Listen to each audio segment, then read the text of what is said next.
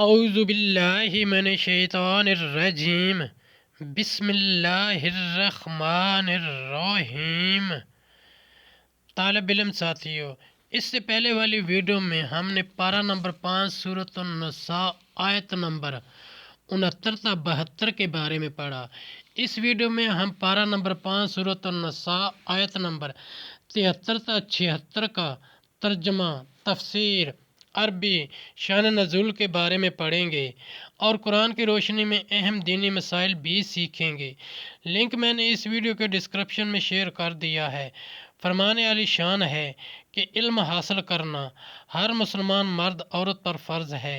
اے اللہ ہمارے علم میں اضافہ فرما، آمین۔ سورۃ النساء آیت نمبر 73۔ وَلَا إِنْ أَصَابَكُمْ فَضْلٌ مِّنَ اللَّهِ لَا يَقُولَنَّ كَأَن لَّمْ تَكُن بَيْنَكُمْ وَبَيْنَهُ مَوَدَّةٌ يَا لَيْتَنِي كُنتُ مَعَهُمْ فَأَفُوزَ فَوْزًا عَظِيمًا۔ ترجمہ، اور اگر تمہیں اللہ کا فضل ملے تو ضرور کہے گویا تم میں اس میں کوئی دوستی نہ تھی، اے کاش میں ان کے ساتھ ہوتا تو بڑی مراد پاتا۔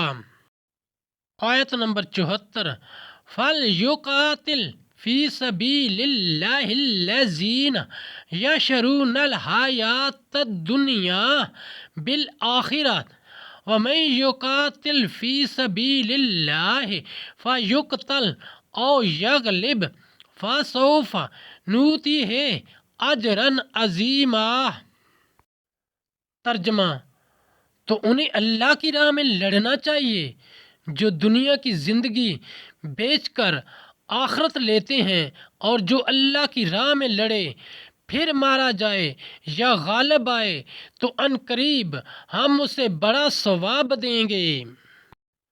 آیت نمبر 75۔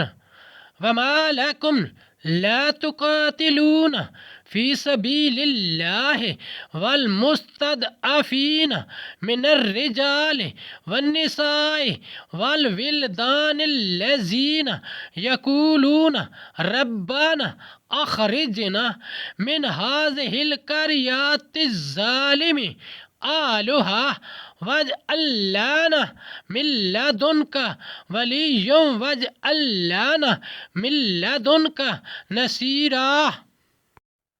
ترجمہ، اور تمہیں کیا ہوا کہ نہ لڑو اللہ کی راہ میں اور کمزور مردوں اور عورتوں اور بچوں کے واسطے یہ دعا کر رہے ہیں کہ اے ہمارے رب، ہمیں اس بستی سے نکال جس کے لوگ ظالم ہیں، اور ہمیں اپنے پاس سے کوئی حمایتی دے، اور ہمیں اپنے پاس سے کوئی مددگار دے دے۔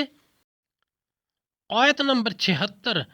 الذین آمنوا یقاتلون فی سبیل اللہ والذین کفروا یقاتلون فی سبیل الطاغوت فقاتلوا اولیاء الشیطان ان کید الشیطان کان ضعیفا۔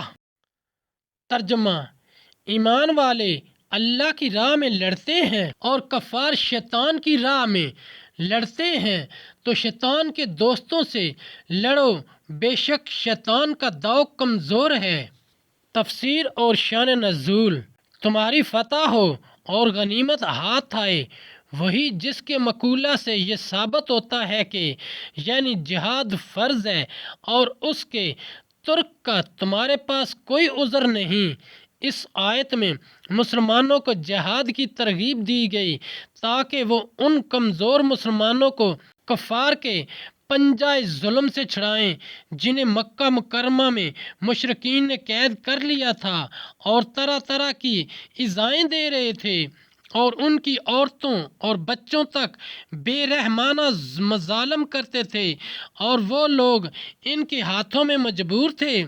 اس حالت میں وہ اللہ تعالیٰ سے اپنی خلاصی اور مدد الہی کی دعائیں کرتے تھے۔ یہ دعا قبول ہوئی اور اللہ تعالیٰ نے اپنے حبیب صلی اللہ علیہ وآلہ وسلم کو ان کا ولی و ناصر کیا اور انہیں مشرکین کے ہاتھوں سے چھڑایا اور مکہ مکرمہ فتح کر کے ان کی زبردست مدد فرمائی اعلیٰ دین اور رضائے الہی کے لیے، یعنی کافروں کا، اور وہ اللہ کی مدد کے مقابلہ میں کیا چیز ہے؟ ساتھیو، ہم نے قرآنی تعلیمات کو دنیا کے کونے کونے میں پہنچانا ہے، اس لیے آپ بھی لائک کیجئے، شیئر کیجئے، اپنے دوستوں اور اپنی فیملی کو میرا چینل قرآن ود ایڈیپیڈیا سبسکرائب کرنے کی دعوت دیجئے اور گھنٹی بجانا نہ بھولنا، تاکہ اگلی ویڈیو کا نوٹیفیکیشن آپ کو وقت پہ مل سکے۔ اس صدقہ جاریہ میں آپ بھی حصہ لیجئے۔ اللہ کریم ہم سب کی نیک اور جائز حاجات پوری فرمائے، آمین یا رب العالمین۔